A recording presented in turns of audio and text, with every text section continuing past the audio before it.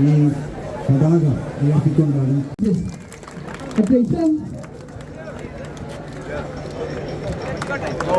ഒന്ന് ബാക്കിക്കണേ. എടാ അന്ന് ബാക്കി വരുമോ?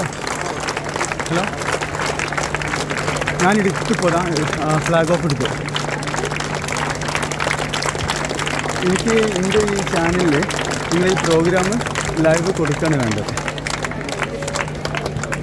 അല്ല, ഞാൻ കൗണ്ടറിലൊക്കെ തപ്പി, നിങ്ങളെ കണ്ടില്ല. കൗണ്ടറിൻ്റെ ഹൃദയഭൂമിയിലേക്ക് കേരളത്തിൻ്റെ പ്രിയപ്പെട്ട കുഞ്ഞു മനസ്സുകളെ സ്പെഷ്യൽ ഒളിമ്പിക്സ് അഭിവാദ്യം അർപ്പിക്കുകയാണ്.